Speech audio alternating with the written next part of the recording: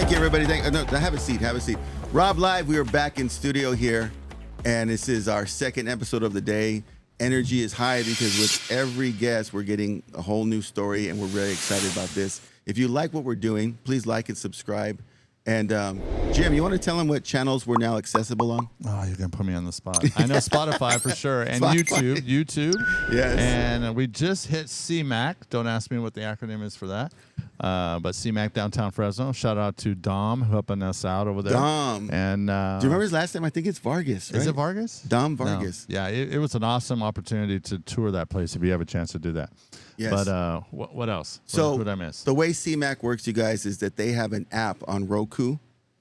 And if you download the CMAC app, you can access all of our episodes, watch them in the comfort of your living room with your family, sitting around, eating some popcorn. That's my vision anyway. And enjoy a great episode of RobLive along with Jim Chance at the Chances Are production studio. Nice. And you can enjoy all of them. And they've got almost every episode downloaded. All the new ones will come once a week or maybe daily now. Right now they're daily. They're going in daily to catch up, on our 50+ episodes in a little over a year. Congrats to ourselves. Yes. Yeah. So, but we're on a roll. So CMAC, thank you very much for posting that stuff, and we'll keep it going. So with that being said, right, we have to bring it. So we got to make sure that we bring in guests that you guys are interested in. And so when I see someone out there moving and shaking and doing amazing things, especially in a short amount of time, I get really excited, right? And so our next guest, right, comes from the King's Partnership for Prevention in Kings County, right? I think I see her as a friend now. My friend Gabby Rodriguez. Did I get it right? Yes. Because I always get stuck on the last name. Have I called you Ramirez before or a different one? So I am Rodriguez Ramirez, Yes, but I see? just used my dad's last name. See, I knew that. I could feel it. And what's funny about our story, Gabby, is that by all intents and purposes, by all means, based on my track record, you shouldn't even be talking to me anymore. No. But you do.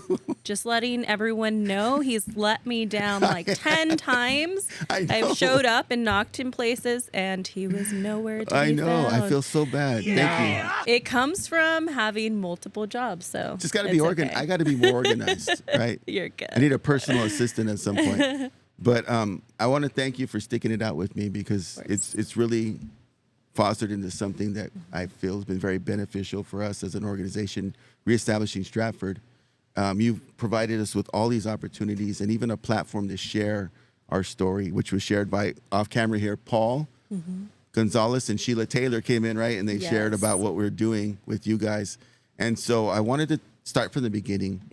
And as I do with all guests, I think it's important for our viewers to know where you came from, because a lot of times they meet us where we're at. Yeah.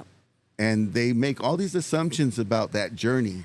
Right? Say, oh man, Gabby was born with a silver spoon in her mouth and everybody gave her breaks. And that's why she's now executive director. Right? We want to justify your journey into something that maybe we potentially couldn't have for X reasons, right? Because then it makes us comfortable. Yep. But when you find that someone's from a similar background and that they didn't have it easy and they were able to still get to where they're at today, not only is it inspirational, it's instructional. Ooh, you like that one? Not just inspirational, but instructional. Yeah, we got to start that bumper sticker wall, man. Jeez, there's too Jim many has of the these. best ideas. He really does. And so we want to start from the beginning. Where were you born and raised? Yeah, so I was originally born and raised in South Central Los Angeles.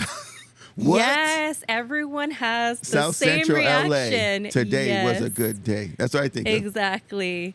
To live and die in LA. No, just kidding. But yeah, so my story started there. Didn't have no silver spoon. Actually, we didn't really have much. My parents, migrated here from Mexico. So I'm first generation Mexican American and very proud to say it. Yes. Moved like 20 times, to be completely honest, from since I can remember.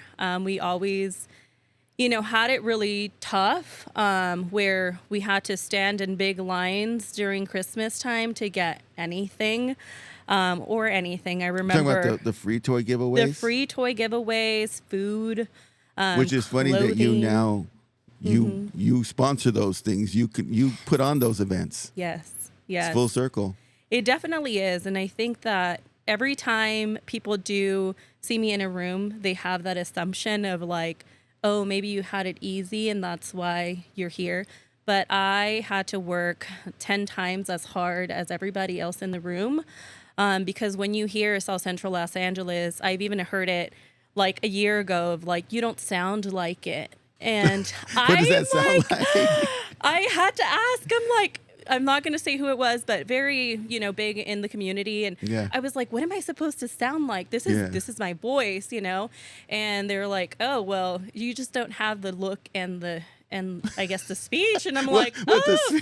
And so I was like, you know what I think of when you say kidding. that? I think of the movie Friday. Because remember, Friday is a very popular movie. All takes place in South Central LA. Yes. Right? And every now and then I do this thing. I might have done it to you once, Jim, where on a Friday, I'll take out my phone and I'll text and say, look, I know you don't get high. I know this. But it's Friday. You ain't got no job. Right? Oh my God. These big lines. So just don't get fired on your day off. Yeah. Right?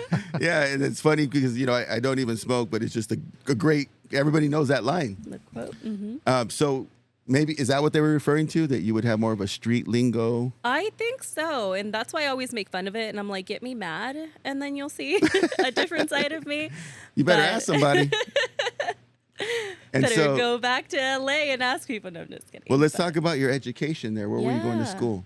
Yeah, so I like to start off by saying that at 17 years old, I did not want to continue education. You were done. I was like, I've been in education 12 years of my life. I'm done. And my parents were like, don't do it. Go to school, keep going. And so they actually sent me to work at a factory where I tagged shirts and sprayed on sprayed on the little Rugrat little animations in the front. And I remember working 10 to 12 hours, and I did it for 2 months. And I swear one day I was in my broken down Cavalier, and I called my mom, and I was like, I want to go to school. I don't want to do this. That's smart. They said, here's your education. Yes. They were like, here's hands-on. I remember getting my first paycheck, and I was like, I've been working all these hours. I'm going to be rich. I think it was $200 maybe. Man, it was really it was really small. So from there I took a route of going to community college. What was your high school? John C. Fremont High School. John C. Fremont, and that's in what city? In LA. South Central. Right. So I always wondered about this. South Central. That's just a label for an area of LA, or there's specific towns? Because I always thought Watts. Yep. And Compton, is that? Yes, so it's Watts, Compton, South Central. So it's they're all separate areas. Yes. Okay. Yes. And now, going back to your childhood and stuff was, we see movies and everything, so we associated at that time, coming from the 90s, gang activity. Yeah. Was that a part of your daily life? It definitely was. I just say a little bit, definitely saw a lot of people get shot in front of my home.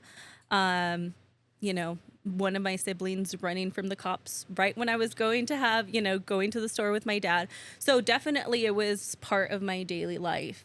And I think that if I would have taken the wrong turn, which was not going to community college, I would have probably been in a whole different place. What was your circle of friends like at that time? Oh my God. So I have always been a lone wolf. Okay. To be completely honest. I've always kind of tried to stay to myself. And by design, by design. I think I'm 10th of 11 children. So we should have started with that. Yeah. So being so the Wayans family.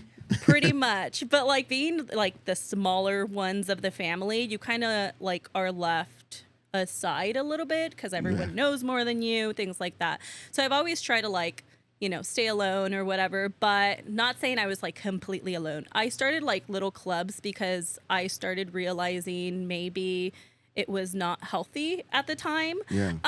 So in middle school, I did create little clubs so I can be part of them. Because I've always kind of felt out of place. So I've tried to create my own community around me. if that makes sense. Yeah, no, you created the environment that you felt comfortable in because it didn't exist. Yeah, for you. exactly. Do you have names for these clubs?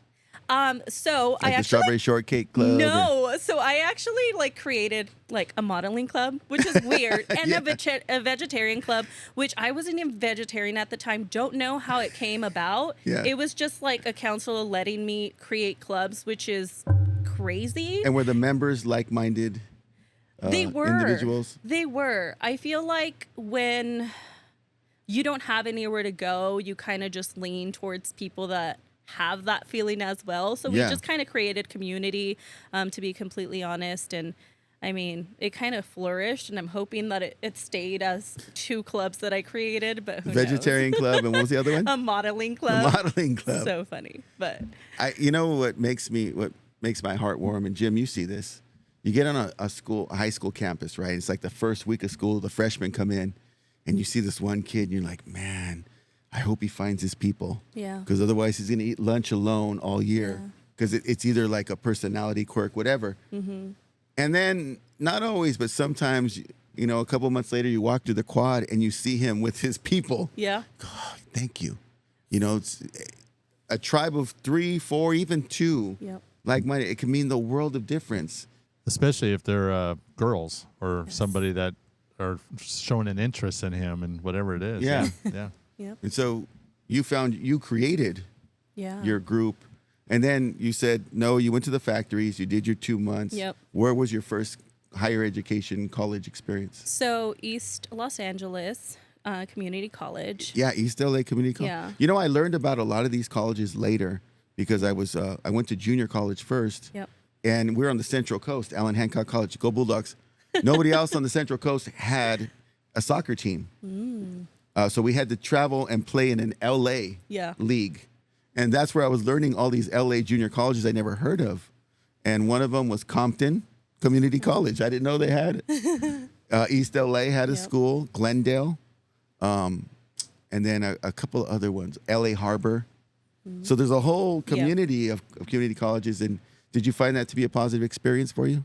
To be honest, I think that in the beginning, I had a lot of doubt. I wasn't following the norm that my brothers and sisters had set for me, which was, you know, either going to the military, not going anywhere, or going to a 4 years. So I did hear a lot of like, you're not going to be able to make it. People, you know, tend to stay there 10 years or more, or they drop off. You know, they drop out in the first year. And so I took that as like, you're going to tell me what I'm not going to. Yeah. I was like, oh, you said it The to best the thing they could have done for you, huh? person. Yeah. So I finished in a year and a half. I remember going to my counselors and being like, I need to have like 40 credits. And they were like, no, full time is 12. Like, no. And I was like, come on, if you sign off on it, I'm going to do it. And I remember them just like every semester, they were like, no, I'm not going to do it. And they would do it. And so I was there Monday through like Saturday, like really early Work in the morning. ethic, big time. Yes. But you know what else you did? And this is something that I learned later in life, so I admire that you had it at such a young age. You understood that there was more than just the written rules. Like there was this area outside the rules that was very, you could reach it if you knew the right words. You know who I learned that from a lot? We have a really good friend, Nasser, right? And Nasser is always the guy that will see what the rules are and then find that gray area outside the rules and open up doors for you. Hey, Nas, it says they're sold out. Oh, no, you're good. You're good. I just talked to the server. He's going to open up an extra table and roll it out from the back basement. They got extra table. Who would think to ask that? And so for you going 12, 15 units max, and you're like, no, I need to get around. I'm sure served you later in life, right? To understand that there's more than just what's being presented. There's a whole nother layer if you push, if you're strategic. Yes, exactly. So one of the things I know that rules are there. I try to see where the loopholes are. And it was like, go talk to your counselor and let's see. They were like, she's going to be a lawyer. Make her a lawyer right now. Found the loophole. Oh my God. Yeah. But I kind of knew that I was going to go into a field to help people. I think that, you know, growing up in a very low income family. But a large family. a very large family. Were they in your family? Because I find this to be the case with large families, that not everybody's in the house at the same time because of the age gap. So sometimes like the 25 and the 23-year-old are off, and then it's 8 left. Was it the full house? It was the full house. Oh, damn. And I always think of the bathroom Yeah. Oh my God. My to sister, get in, to do your hair. my whatever. sister just brought that up yesterday. She's like, "Oh my God, remember like the horror?" And she's like, What was the layout? 15 years. How many bedrooms and bathrooms? Sometimes we would live in one room. To be Wow. completely All honest. 10 of you. Yes. Yes. Wow. So it really just depend. So I just think the bodies biggest all over the floors. the biggest house I think we had was like a 2-bedroom home. It didn't really last long. I mean, back in the day, like whatever people got paid was not enough for Yeah. the entire family. So we did, like I said, moved around, but I think it made me who I am, to be completely honest. Well, I would assume that you learned to be very resourceful, because there's a whole hand-me-downs. Yeah. There's the food, right? The hamburger was split in 4. Yes. Yes. And going out to eat, all those things become big events if they happen Yeah. with that many mouths to feed. And what was the parents? What were they doing for work? Yeah, so my mom worked 2 jobs. She would clean the YMCA, and then she worked at like this pen making like factory type? Yeah. My dad, for a while, he was an alcoholic, and so for a while he did not work. But when he did, it was like at like a party supply like type of thing. So at some points like it was factory. one income, 10 children. Exactly. Man, so you had to like figure it out for yourself. We did. And what we were did for a what were while. your side hustles growing up? Oh my God. Chiclets. Remember chiclets? Oh my God. I swear that I think back on it and I'm like, I don't know how we survived, but I definitely think that it was all the resources that were around us that people take, for granted sometimes, Yeah. or that they don't know that The are summer there. free lunch. Yes. Yeah, summer free lunch it's key for a lot of people. Yeah. And I'm telling you, I remember just like waking up at like 4 or 5 in the morning and just standing there with bags to like get food. Get in line. Yeah. So let me ask her like what we've said in the past. Yeah. So was the child life growing up on the streets, playing, having fun with your friends, like did you know you were poor? Yes. You did. Remember, because we were saying, I you did. grew up in a neighborhood like Yeah. like him and I grew up poor, but we didn't know we were poor. Because everybody else had the same Yeah. as you. So you there was no knew- haves around us to Yes. say there was a have-nots. So I think like around 6 or 7 years old is when I realized, oh my God, like I'm not like everyone else. I Yeah. remember that my parents were struggling, and I remember my dad had like this decked out van, like had, like the rims and everything. And I remember he had to give it to the owner of the home we were renting as rent because we couldn't meet that month's Wow. rent. And that's when I realized like, ooh, like, we are not like everyone else. I didn't see anybody else give a van or some type of property to, whoever they were renting from. And my parents were very like transparent regarding our finances. So I think that we always knew that we weren't middle class. Or, Do you feel like you know. carried on the stress, being aware of the finances, or you were just kind of like, all right, well, I just got to figure this out? No, I honestly think that even to this day, I like say things or I like limit my spending or I save a lot because of the worry of like, I don't want that for That insecurity. my family. Yeah, that I created. Like, I don't want to be that. And I understand, like, my parents' education compared to mine, it wasn't the same. They didn't have as much resources as I have, right now. All the privileges that sometimes we do take for granted. But yeah, I honestly do feel like it's just made me who I am. And although my parents had all these issues, like to this day, I'm always very grateful for what they did for me and for my brothers and sisters. Are they still in East LA or I mean, No, South so Central? they actually passed. Oh, I'm sorry. Yeah, within 9 months of each other.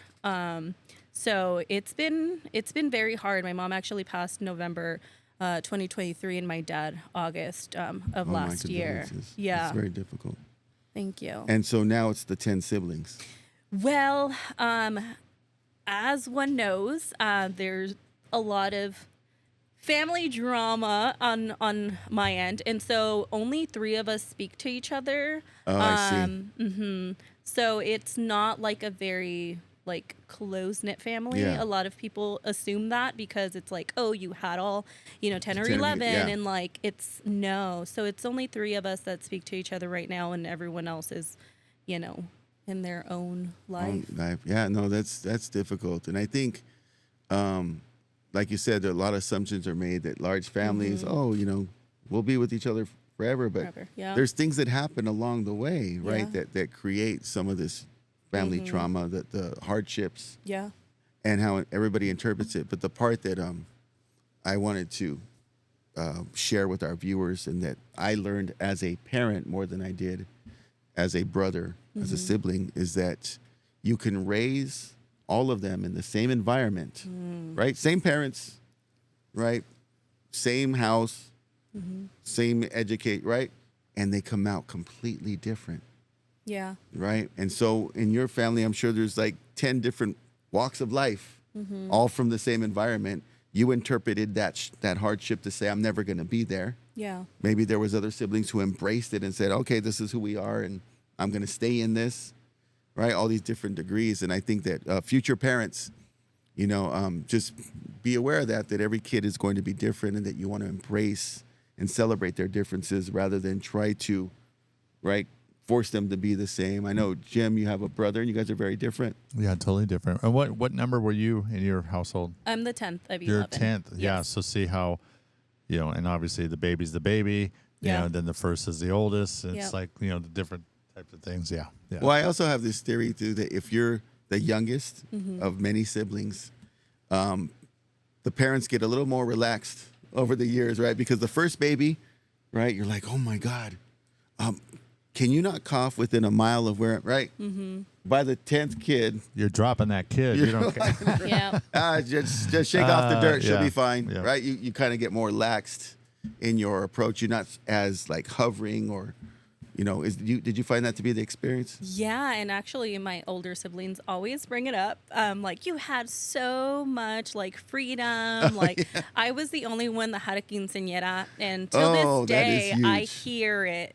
Like, oh my God, you were the favorite, which I was not, but it's okay. I think I was the only one that like pressured for it. Like, I Yeah. just like, that was I want a some- quince. Yes.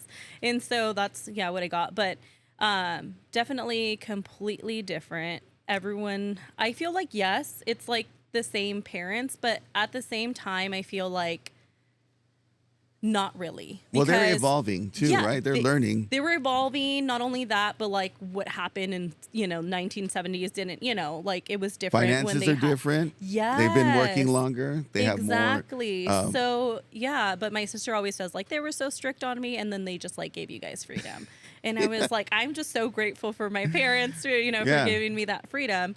But it's hard too because it's like you're not responsible for how they chose to switch it up, and Exactly. yet, right, it gets Yeah. directed at you. It is. Gabby, you got away with.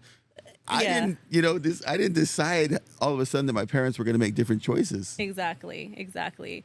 I'm always like they were completely different. It was a different time. Like, it was just. And you're like, I'm sorry. Different personalities. Yeah. I'm sorry I was born at this at this time. At the end, you know. So, yeah. And I'm just curious, the youngest sibling.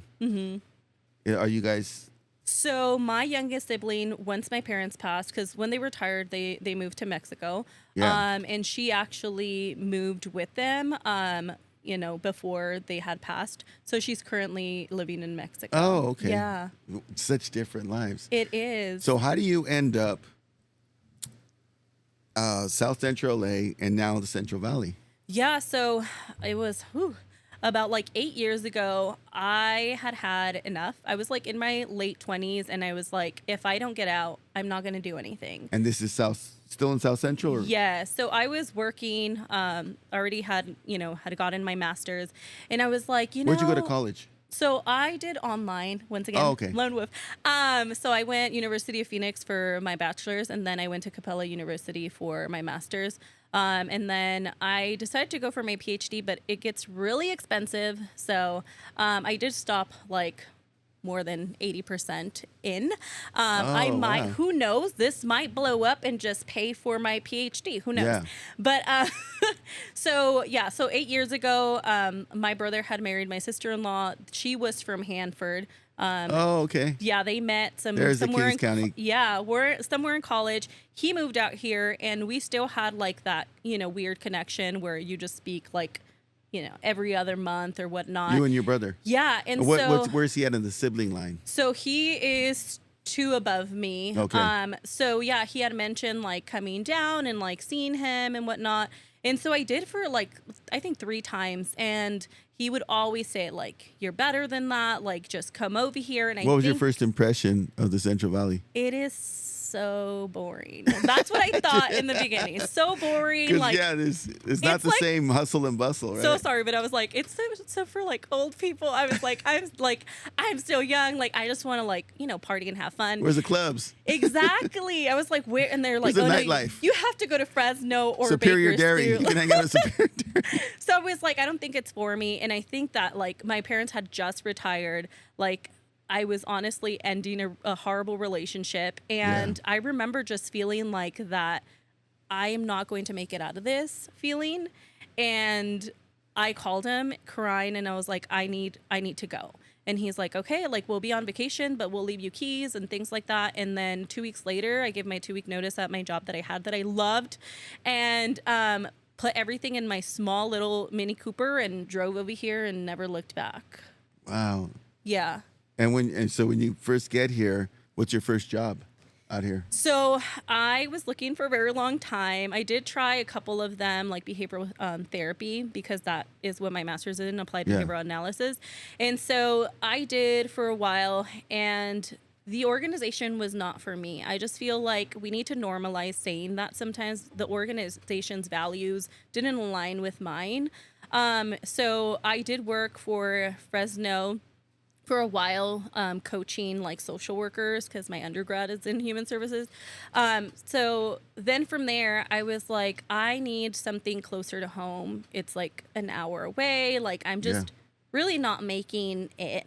Like, I would pay rent and then like everything else would go to gas. So then I saw myself in that struggling phase of my life. And so from there, I applied to Champions Recovery. Yes. And that is where I became their program manager. And then, from Champions there, is based out of Kings County, right? yeah, so they do have a Tulare branch that works with youth. Okay. But yes, their outpatient services are in Hanford. So thank you, Champions, for giving me the opportunity. I'm just going to say that. I think we had another guest on here, Randy Harrow. Yes, I know Randy. Randy was on the show, and I believe Awesome. he was at Champions. He was, and yes. then, now he has his own business. Yeah, so he was a counselor there when I came in as a program manager for their day reporting center. And then I helped with Samuel's House, which is an inpatient for men. Is that in Kings County, Samuel's house? So yeah, it's in Lemoore. Mhm. Oh, okay. Yeah. I didn't know that. Yeah, so from there, like 4 years in, I was like, I always told Frank, the executive director, I'm like, how do I get into your chair? Like, how do I become an executive director? I kind of just had a lot of managers and supervisors that either were like great and amazing, that I was like, I'm going to take what they did, and one day when I become a leader of something, I'm going to do it. And I'm not saying a leader is a title, to be completely honest. I think I led many things and I wasn't like in a leadership position or a title. So he always made fun of it that he was going to stay at Champions for long. And I was like, okay. So one day I saw that Julie Laffey, which is the prior executive director of King's Partnership. She is? She was, yeah. Okay, so let me go back for a second. I didn't know where she came from, but this branding angel came from nowhere, and she used to put on these workshops at the Comfort. Is it the Comfort Inn? It's like downtown Hanford. They have like a gathering center, right? And they would invite all the local nonprofits. And I still have some of her handouts and flyers, but she had a workshop where they taught you how to brand your nonprofit. And so she was always like, okay, when you're gonna, stretch out the logo, grab it from the corner, right? Don't do this sideways thing. Just like Jim's taught me. Can I show him yours? So Jim's thing is this: if I'm recording, right, He says, does your TV look like this? No. No. So when you record like this, you're going to have black on both sides. Yep. He goes, you always record like this. Since then, I've always done this, right? Yep. From Jim. And her thing was take your logo and stretch it from the edge, right? Branders out there from Julie Lafleur. Julie Lafleur. I never be able to say her name. It was French, right? So she did that whole branding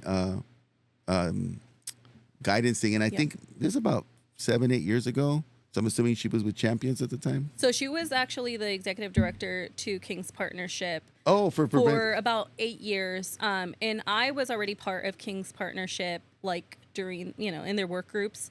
And I remember seeing her position open, and I loved her. She was a communications major. Yes. So when she would talk, everyone would just like quiet down and listen to her. And I remember going into like one of my coworkers' offices and being like, no one's going to be able to replace Julie. Like, I'm just going to refuse it. And so funny because like then an email came to me directly, like, the job description and everything. And I'm like, is this like, God or whoever, higher power, like telling me to apply? And my biggest thing has always been, what's the worst a person can tell me? No. Paul says that. Right? No. Did you say that, Paul? Well, we have Paul Gonzalez off camera, a master networker. And he always said, hey, what's the worst that can happen? The worst they can do is say no. Exactly. He says that all the time. Yeah. And so I was like, I'm just going to go for it. And after 4 interviews, I remember one of the board members, he asked me, he's like, so what if we would tell you no right now? And I was like, funny thing, I believe, That's an interesting hypothetical question that they're out there. If you tell me no, obviously it's going to hurt me at first. But honestly, I feel like it's a redirection to my life. Maybe I wasn't meant to be here, and that's fine with me. And I'd be okay with it. I'd still be part of King's Partnership, whatever. And so I remember like 30 minutes later after I left that interview, Julie called me, and she's like, we want you to start. And like, Julie called you. Yeah. And it was like eye-opening. I was like, I've never been an executive director before. Like, I'm just going to like, did I bite more than I can chew? I did have a lot of like what ifs at the moment. And then I was like, I got this. Yeah. I just got this. So I grew up in a house with 10 siblings. I can figure this out. Exactly. And so, it's been 3 years and it's been going amazing. Yeah. I feel. Yeah, no, it has. You definitely caught our attention. We have, for our viewers out there, we have a local nonprofit called Reestablishing Stratford. Paul's the treasurer. I'm founder, president. And we are always trying to identify organizations that we can collaborate with and work with to, serve our communities. Mm-hmm. And King's Partnership for Prevention, I kept seeing all these events. Mm-hmm. And all these calendar events. And I'm like, man. And, it's one of those things where it's on your to-do list. Yeah. And then you get distracted with the daily grind of what you're trying to do. And so you never get around to it. Yep. And then one day it just really, like, slapped me in the face because there was like, hey, they're going to have this luncheon. Mm-hmm. And it was a blessing that I went to that one because that's the annual one you guys do. Yep. And for whatever reason, I was like, we need to go to this luncheon. And at that luncheon, you guys kind of outlined everything that you're doing and what you accomplished through the year. And I was like, there's no way that we got to find a way to work with the work that you're doing. Yeah. I mean, everything from any workshop you can imagine, especially in the mental health realm, exists within your calendar. And you guys put them all on. I feel like it's how much of the Kings County for Prevention, our King's Partnership for Prevention, how much of today was like Gabby pushing, all right, let's, we got to go this direction. We got to do this. What do you feel is your push or your mark on the program? Yeah, so I honestly never make it about myself. It definitely was a team effort. Yeah. We have amazing board members, and the staff is just amazing. How do you recruit for your board members? For our board members, so we do have public health and behavioral health that we have to have a sitting member. Hey, they're here. Thank you guys for the wristband. Due to the fact that they're always our biggest funders. Yeah. And so we keep a seat for them. But the rest have honestly been like on our newsletter, or a board member's like, hey, we're missing like a business, sector. Let me go here. Yeah. So it it's usually newsletter or direct contact with them. But they've been extremely amazing. I was telling them earlier, Paul, that we had a $200,000 budget when I started. It's now over $1 million. Wow. And it definitely was Grant the team writing, effort. Yeah, like at Is first. it grant writing? Is it donors or? So about, I think it's like 5%.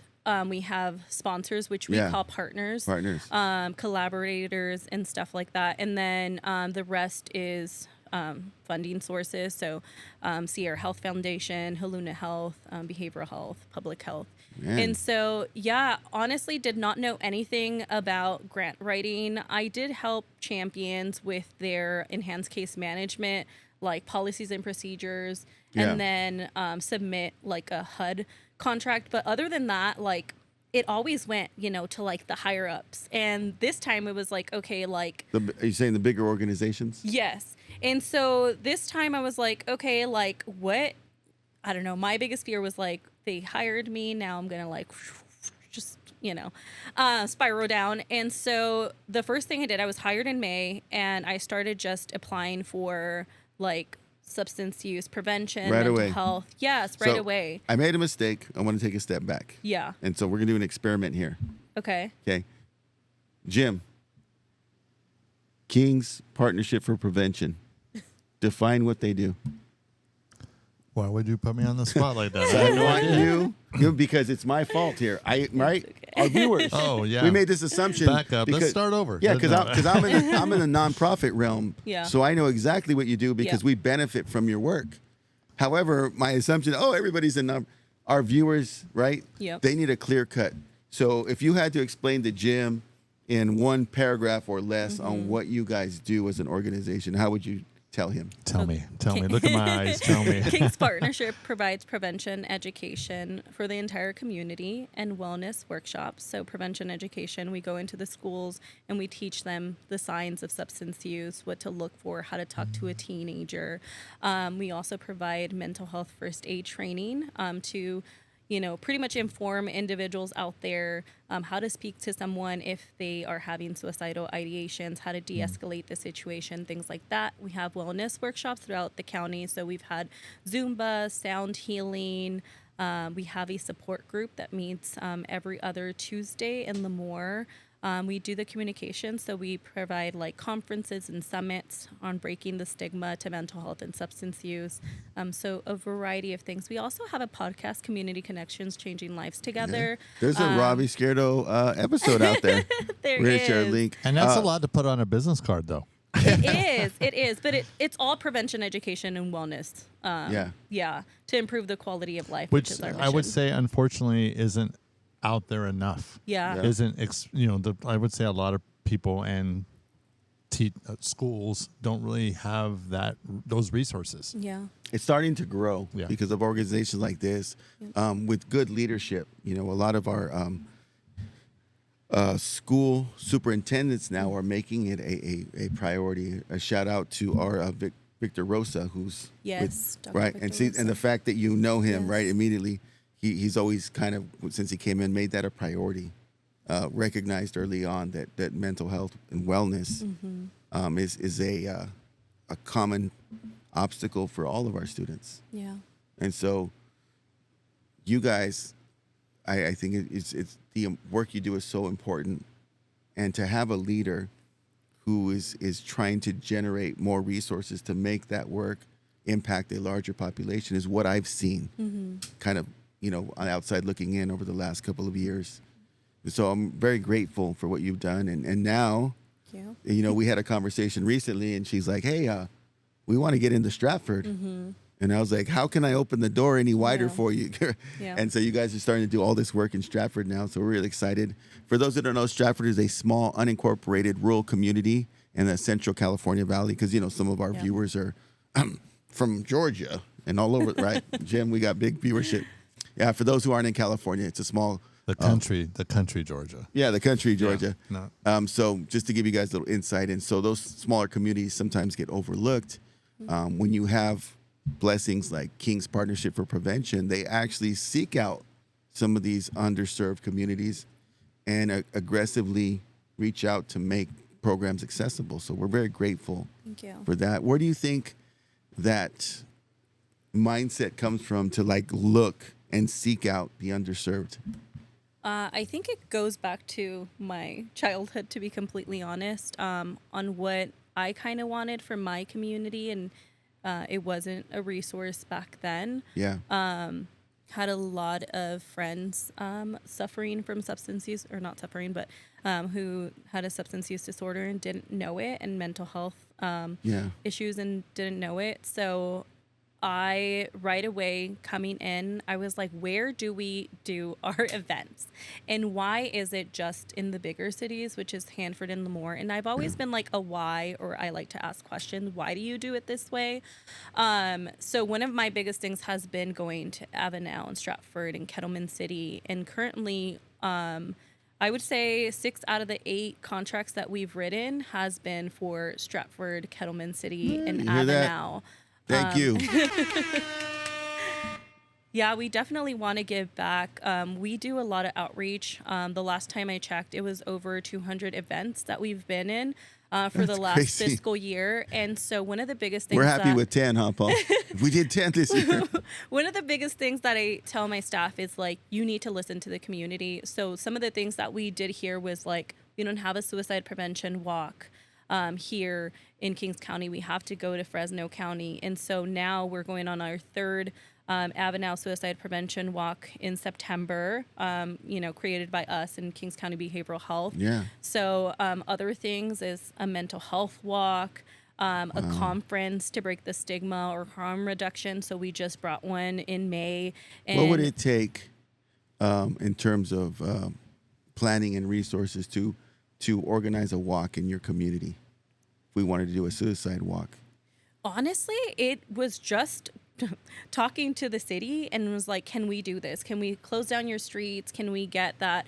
Other than that, behavioral health has always been great. If we bring an idea and either the funding is not in our contract yet, they look for it and they help us. So if you would Do you want work with one, Anthony Lopez or?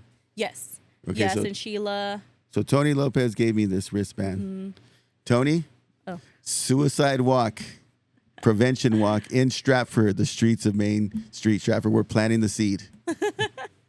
Yeah, so I can definitely put that on our agenda. We are Right, already Paul? having discussions for our 3rd Avenel one, so definitely can put that in their eyes and plant the seed. But That they one's are very always close to my looking- heart. Yeah. The suicide prevention, only because, obviously it's a big thing with the high schooler. Yeah. And in 2016, my principal from Sierra Pacific High School, the late Greg Henry, took his life. And it was the first time I had known someone personally. I don't know, Jim, have you ever lost anyone personally to suicide? Not personally, I knew of an acquaintance. Yeah. Was this high school or where was this? Well, we were out of high school. Okay. This was one of our guests, his cousin. Passed Okay. away, yeah, and Took his own life.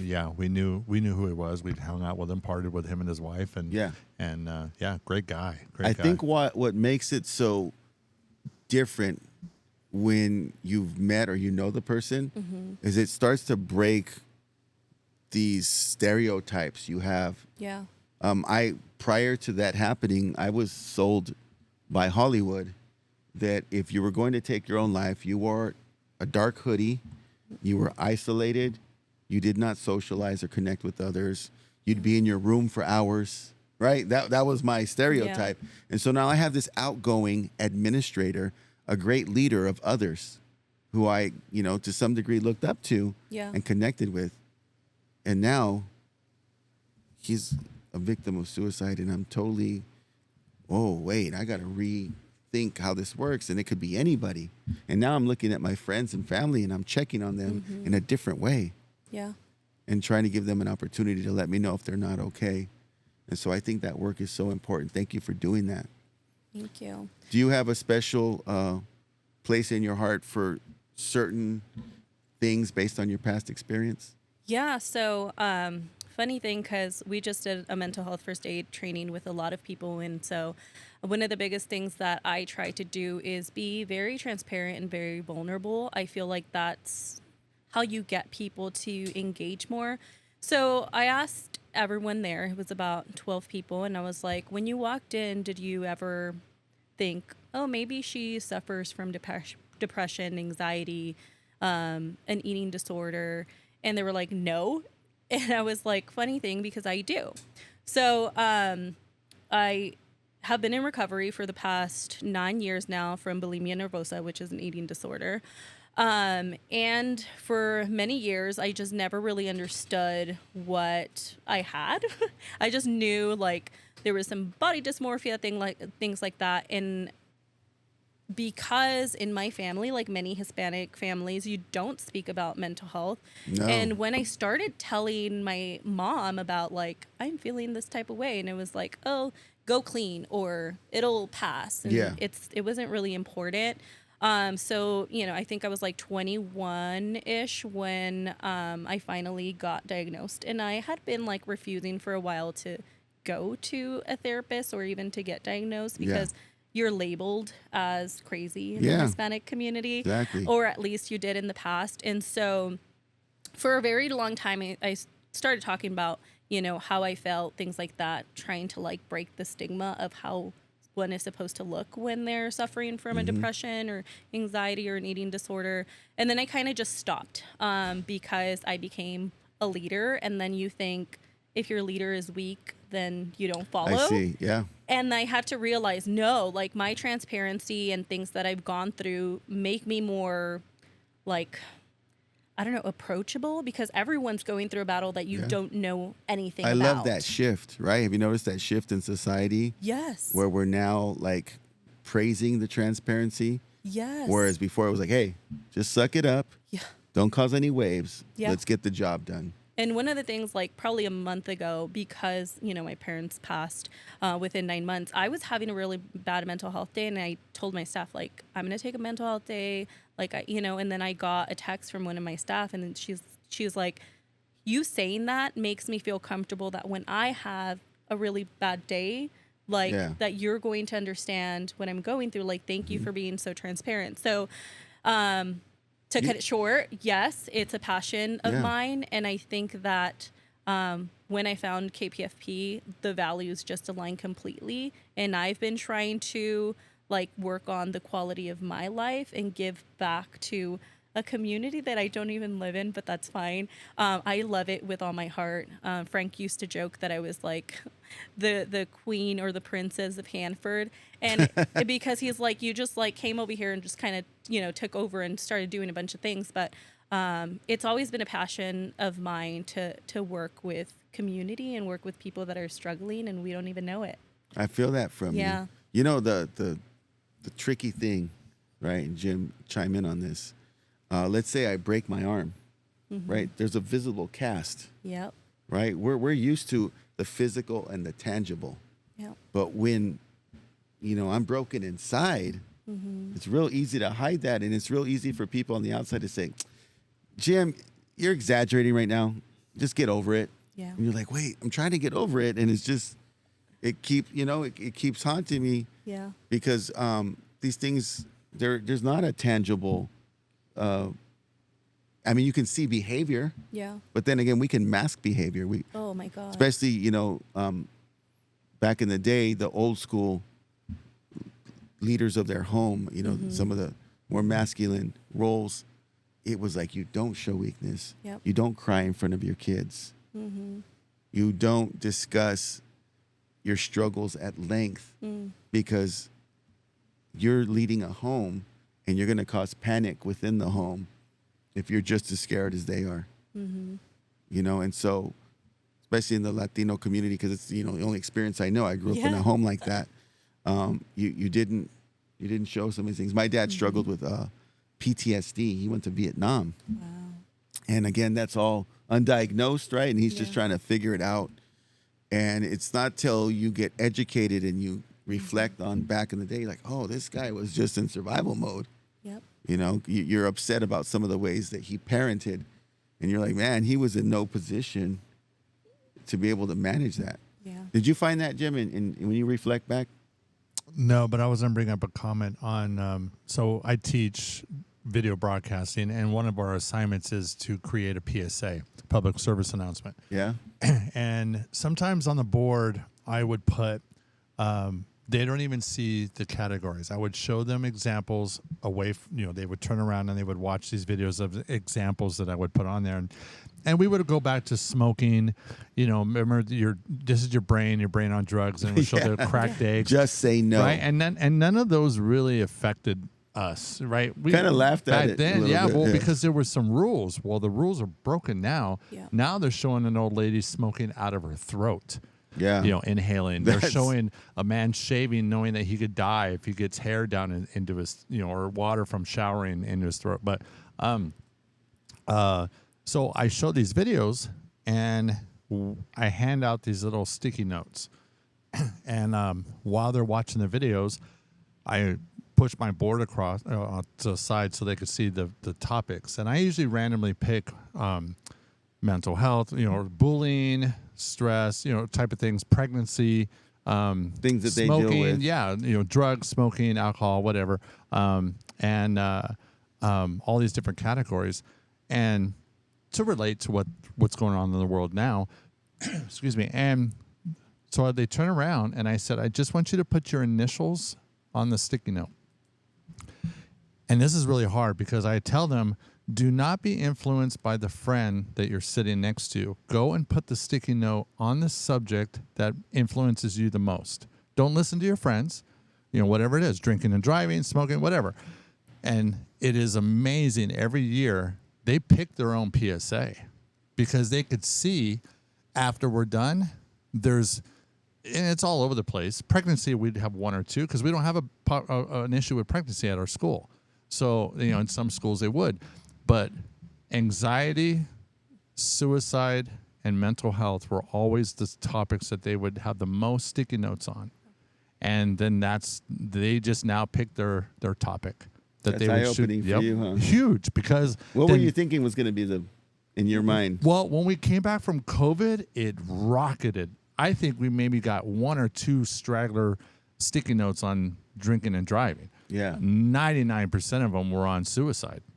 Wow. And it was crazy to see that. My principal was in my room when we did this one time, and she was like, what the heck? Like, we had no idea. Good for her to see that. Yeah, and so it went to the board. And we were like, we need to have more awareness of what's going on. These kids after COVID just assumed that everybody was going to be okay. But my point, though, was watching these kids put together a PSA on suicide or whatever, and their visions of just being a normal kid at school, and then they go home, and now they're alone. Now they're by themselves to think about the stress, the issues, and stuff. So it's just really interesting seeing them put these stories and these videos in perspective to what they're really feeling and what some kids. It's almost like they're portraying and shooting and filming what they're really feeling. Yeah. It's pretty deep. They probably want to process what they're going through. Yeah. This is their therapy, right? Yeah. I feel like another thing that you guys do that's I think is really impactful is you have these support groups. Mm-hmm. To me, there's nothing, when it comes to mental health, there's nothing more powerful than sitting in a room with someone who isn't just saying, oh, I understand. They're like, no, me too. Mm-hmm. You too? All right. And then, the blanket label, I'm crazy. It just dissipates because everyone in the room is saying, hey, I'm having suicidal thoughts. Yeah. I have an unhealthy relationship with food. Mm-hmm. And I look at all your different support groups, and they all address very specific sectors of the mental health field, so that everyone has their group. Just like we said, high schoolers, right? They all find their group. Well, if I have a mental health struggle and there's 7 other people in the room, now we can share ideas. Now we can be empowered. And now I feel like, man, you know what? I can talk to Gabby about eating disorders. Mm-hmm. And not risk any sense of judgment because I know what she struggled with. Mm-hmm. And I think that that's a very powerful thing when I look at your calendar. Suicide support group, eating disorder support group, the domestic violence. They're all on there. And so that was by design, right? Yeah, so we collaborate with a lot of nonprofits that have those support groups. We actually just have the wellness support group in Lemoore, but we try to have everyone's like work on our website. So then if they do want to find the eating disorder one or the suicide one, that I think now there's about like 4 or 5 of them in the community. Who leads the groups? For us. Yeah. For us, Devondria Sanchez, she's finding inner transformation. She's spoken at many events around the community. Amazing Is she woman. Kings County? Yes. All right. What's her name? Yes. Devondria Sanchez. Devondria Sanchez. Yes. Amazing. RobLive and Jim Chance. We're looking for you. Yes. We want to get you on this couch. Yeah, she is amazing. For a long time, I was writing so many contracts to like work with her directly. Yeah. And so finally, we got the chance to. And honestly, she's been written into all of our mental health ones because she's very relatable. And then just obviously, she's a licensed marriage and family therapist. So definitely we'll let her know about your podcast. But yeah, so we try to collaborate, see where the gaps are. And then honestly, Kings County Behavioral Health is amazing. Once we find the gaps, they just bring the money and the professionals, and then a support group is, built. No, so it's amazing. I can back that up because Yeah. right now I'm trying to gather at least 9 other individuals, and then they'll do a mental health first aid. Yeah. The only reason I couldn't go to yours is because it was right in the middle of the school day. Yeah. And I believe it was towards finals. And I was like, man, I want to go. Yeah. One of our counselors went, I think Sandra Yeah. was there. Guadalupe was there too. So. Lupe from... Yeah. Oh, I didn't know that. Did you know Lupe was there? Wow. Yeah. So. Oh, wait, yeah, she did mention it. Yeah, so we just met with behavioral health, and they did bring up reestablishing Stratford, and I'm like, okay, well then we can possibly co-facilitate. So who knows what the future may bring? Yeah. And then I also wanted to recognize you being very proactive in seeking us out. As elusive as I was at that time, she was like, "How do I get a hold of this guy? I know. Where is he?" And then you finally caught up to me, which I'm very grateful for. And you're like, "We've been trying to." Yeah. And I was like, "Okay, I'm sorry, I'm here." And so I thank you for being diligent and being really proactive. Yeah. It's refreshing, to be honest, because when you start a nonprofit, right, just like us, our podcast is fairly young, Yeah. and so we're always like. I always feel like, I'm speed dating, like, hey, you want to come on? You want to come on? Hey, we got a nice, pretty couch for you, right? We're always trying to beg people to come on the show, and thankfully, a lot of the talented ones say yes. But reestablishing Stratford in the early days, and to some degree still now, you're trying to draw people in. So when someone's like, hey, I'm looking for you, you're like, Yeah. me? Yeah. Have we had a RobLive guest who's found us? And asked to be. It hasn't happened yet, huh? Other than ourselves. It's like, hey, I want to interview. All right, I want to interview you. There will be the day, right, when we'll be the Joe Rogan of the Central Valley, and they'll be like, hey, we want to come on your show. No, that'd Yeah. be great. Right? That'd be nice, right? We're not there yet, but you guys made me feel that way because reestablishing Stratford, you were like, we're looking for you. We want us? I didn't tell you that, huh? But I was like, it was a golly moment. Like, I felt good. Thank you. Yeah, I feel like in any community that you go to, you want to go into an organization that already is established in that area. Or reestablished. Like that. When we went into Avenel, I mean, we had to go with California Health Collaborative, with the city, because you want the community members to trust you. Yeah. So we don't want to just go in there and be like, okay, we're just going to help you. We want to build that trust and the rapport with community members. And that's why, for a long time, I was like, okay, where's Rob? And we need to be, we need to be there. We want to be in there, but we want to make sure that we establish the trust with the community members. I used you as an example, right? And I'm going to continue to repeat this. So Jim knows, because Jim is actually the producer of our Reestablishing Stratford documentary. We're going to be working on this summer and hopefully released by July. Jim's like, what? We are? But yeah, And so he's been to Stratford, he's learned and he's followed and he's taken great footage, right? And I told him the same thing that I shared about your story with us is like, when you couldn't find me, there was no physical building to say, hey, right? You were trying to, where's the clubhouse? Where these guys meet? And it does, right? Yeah. Now, to her credit, it's Mama Gloria's. It's my mom's banquet area, right? Which you've seen. We had the Indian, delicious Indian dinner cuisine there one time. That's it. Yeah. Right? So if I'm in Lemoore or Paul's at his job, whatever, we're just kind of this like, you can't find us. Yeah. And so that's a big push. And so when I tell people that we need a building, a brick and mortar physical presence, and to hire full-time staff, I always tell the story, Kings County for Prevention, they were trying to hunt me down, and I'm running in circles. They didn't have an option B. They're like, well, if we don't find this guy, right, Yeah. we don't know where else to go.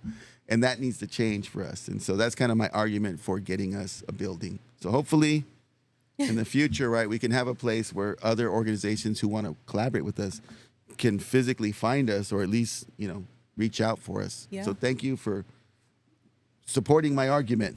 No, that's perfectly fine. And I mean, King's Partnership works remotely.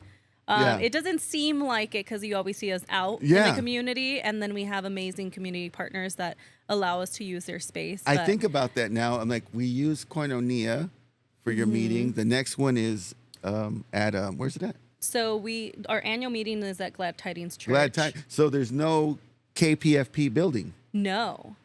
I think that needs to happen. What do you think? Honestly, I love working remotely, and our partners have always been great that give us the space in kind. Yeah. So free of charge, and we just love being in the different locations. Like we can go to Avenel and have a location there. Yeah. We have, in Stratford. So you have multiple homes. Your mom's house. When I show up. Yeah. And she showed up to my mom's house one time.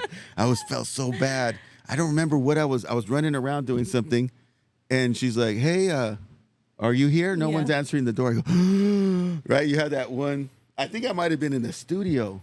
And I was like, oh my God, she's never going to work with us again. And I felt so bad. But it happened. It happened, yeah. And I'm sorry for that. No, you're perfectly fine. I definitely Thankfully you saw through it somehow. Yeah. I always felt like you've always given me like some grace. I'm not sure why, but I appreciate it. Yeah.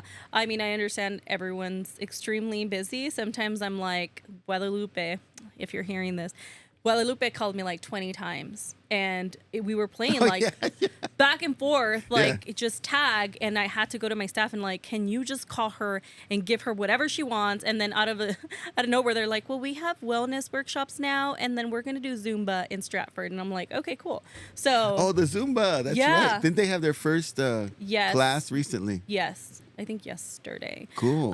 So yeah. Yeah, that's what I'm and you know what? saying. That's another aspect of it that I need to get back into is the physical side, right? There's a mental wellness aspect to the working out, the moving activity, and a lot of people, that's their therapy.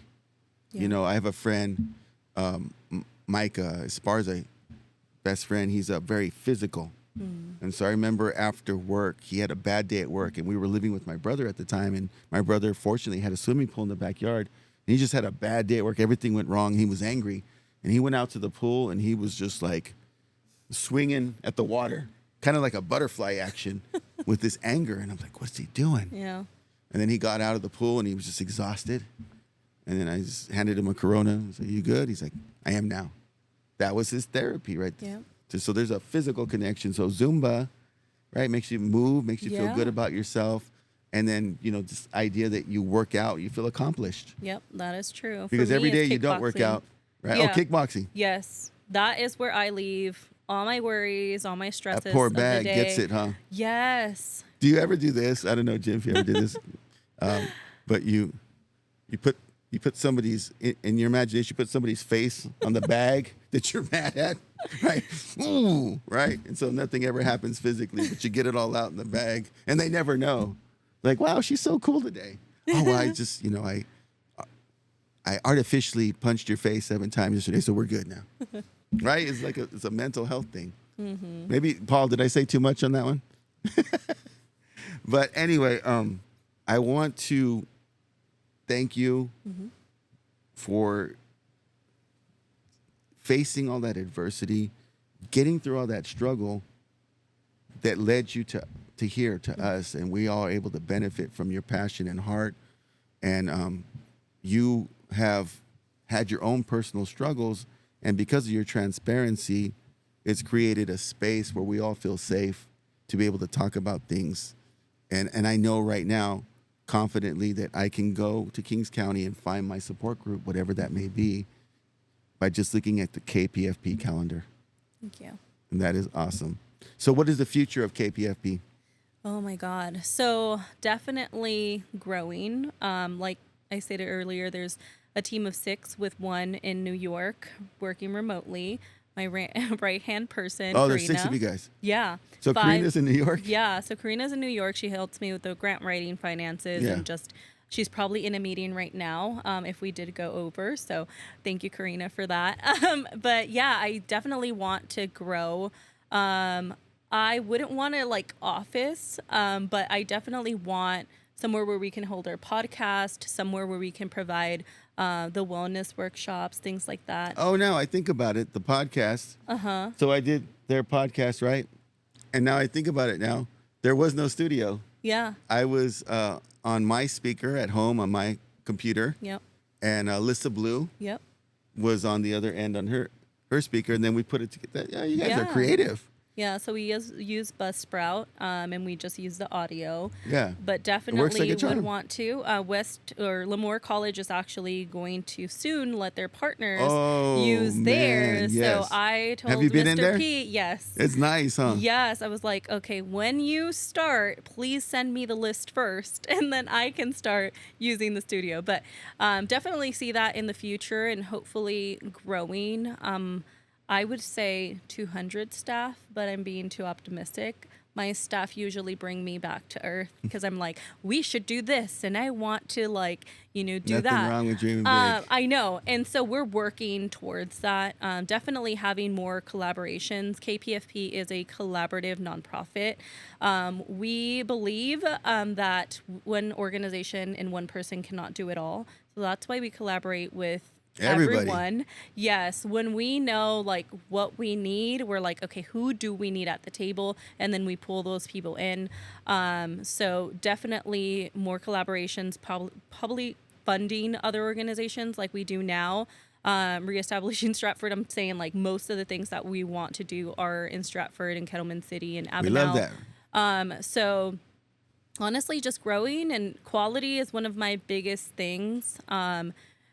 Quality of our, workshops, our prevention education, our conferences, our podcast was one of my dreams. I wanted one. And I was you like, have one. how do I have one and get paid for it? So I was like, let's bring it to King's Partnership. So Who definitely, hosts more collaboration. the show? Does it change? Yeah, so we alternate host. So every KPFP staff, hosts the That's podcast. cool. Give everybody an experience. Yeah, and they really enjoy it, and they pull people from Fresno and LA and just from everywhere. So we're hoping it gets a little bigger, not to go crazy big, but at least for the county to know it.